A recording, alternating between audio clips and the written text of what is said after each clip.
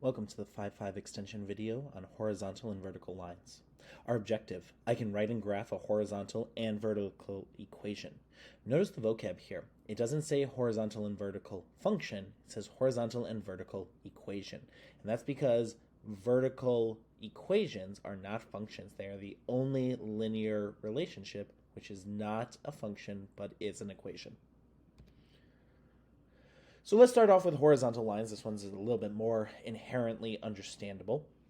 If you pick a random value, let's say y, and you plot a couple of points on that y value, but you vary the x. You got some to the left, some to the right, maybe some on your y-axis, you'll notice something that happens. All of those points will have the same y value because you force them to have the same y value. You force them to be on the same height.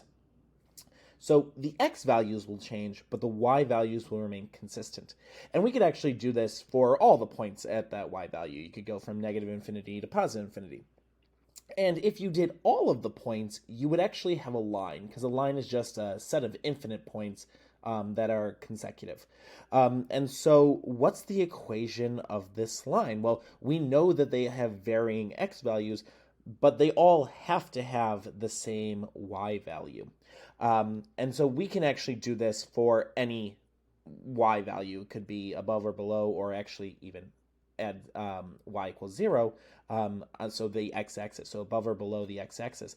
And if you just plot a bunch of points, you'll notice that, again, it doesn't matter what that y value is. The x values will change for each individual point, but the y value for any y will always be in the format of some number comma y, and so the y is consistent.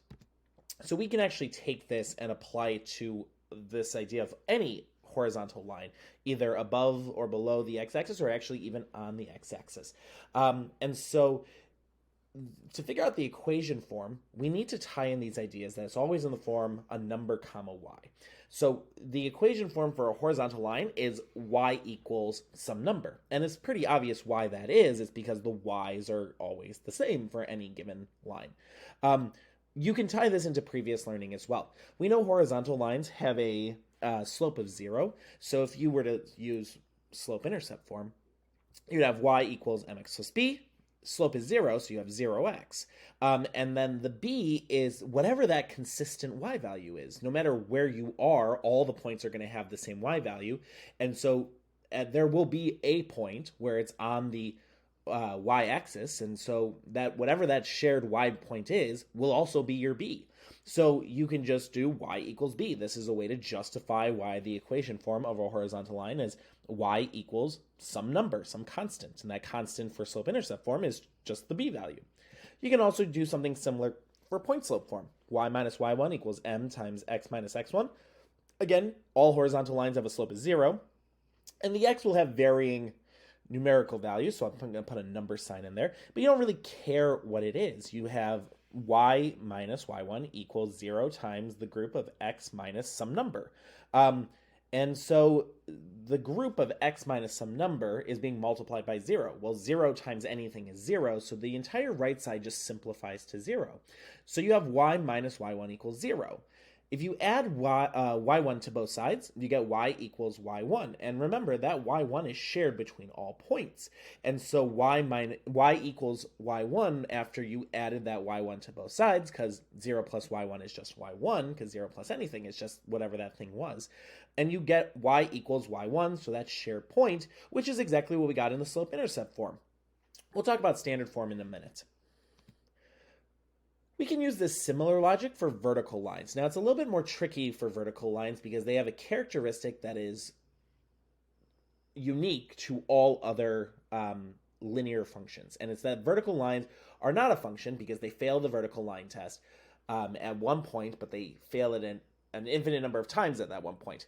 Also recall that vertical lines have an undefined slope, and undefined is not a number. It's this idea or characteristic or description. So vertical lines always have, for any given vertical line, a consistent x value, and they have varying y values. It doesn't matter what the y values are. We just care that for any given line, all the points on that line have the same x value. And so that's why vertical lines are in the form x equals some constant number. Now, it's a little bit harder to see why that is, and we'll talk about it in a second when we look at standard form. But let's do the same thing we did for horizontal lines, which is look at your slope, intercept, and point slope form. So for your slope intercept form, y equals mx plus b, our slope is undefined, and you can't plug undefined into an equation. It's not a number. It's like plugging infinity into an equation. It doesn't make sense. You'll also notice that outside of the vertical line that lies on the y-axis, no other vertical lines have a b value. So I put an asterisk next to the b just to show that there's actually an infinite number of lines where it's not even possible to get a b. And so we've really broken the equation. You can't plug in undefined, and almost all of the vertical lines don't have a b value. It's just not possible to generate a slope-intercept form of a vertical line unless it's on the y-axis. But then even you can't account for that undefined slope. So it's not going to produce anything that's meaningful. We can use similar logic for point slope form, y minus y1 equals m times x minus x1. Again, if we plug in what we know, y1 varies for all the points. It doesn't really matter. And you know that's going to be undefined for that slope. As soon as we see we're plugging in undefined for a slope, it's a red flag we should disengage. It's not meaningful. You can't plug undefined in. So slope intercept and point slope are not helpful for vertical lines. That being said, standard form really is the helpful way. You got to remember, just put in the back of your head, that horizontal lines are in the form y equals and vertical lines are in the form x equals, and that's because of what they are sharing on any given line and the points on that line. So let's look at standard form, and that's maybe going to provide some clarity. So recall standard form is ax plus by equals c. If a is 0, ax is 0, because a times x is 0 times x now, and 0 times anything is 0, so it's really now just by equals c. If by equals c, then you could solve for y by dividing both sides by b, and you'd get y equals b. Notice that here, though, b is lowercase, and that's because lowercase b stands for a constant, while uppercase b is a coefficient. So uppercase and lowercase b's are different. If b is equal to 0, so now we go back to that standard form, ax plus by equals c. If b is now equal to 0, well, then that by term is 0, and ax plus 0 is just ax. And then you'd be solving for x, divide both sides by a, and you'd get x is equal to some number. So let's actually look at the algebra using literal equations for a second. So let's go back to that a equals 0, plug in 0 for a, so 0x is just 0, so it's gone because 0 plus by is just by, and then you divide both sides by b and get y equals capital C over capital B. And remember, c and b are just numerical values, so c divided by b is just a number. In this case, it's going to be the constant lowercase b. We can do the same thing for b being equal to 0. So ax plus 0 times y is just 0. So ax plus 0 is just ax. So ax equals c. Divide both sides by a, and you get x equals c divided by a. Similar logic, c and uppercase a are just numerical values. So c divided by a will just be a different numerical value, which will be lowercase a. So this is justification as to where the equations come from using one of the big four equation forms. You got to memorize that y equals some number, let's call it lowercase b, is the graph of a horizontal line, and x equals a, remember a is just some number, is that of a vertical line. And so you have to memorize that. It's easy to mix up, but using the logic of what do all the points on a given line share will help you derive those if forgotten. Let's take a second to actually write an equation of a vertical or horizontal line given a graph. And so we have a couple of lines here, 1, 2, 3, 4, 5, 6, and 7. Let's find the equations of 1, 3, and 6 together. So equation 1 is a horizontal line. So right off the bat, I know that it has a slope of 0, which tells me that it can be written in the form y equals some number. And that's a nice little tie back to your slope-intercept form, just like making sure you understand those connections.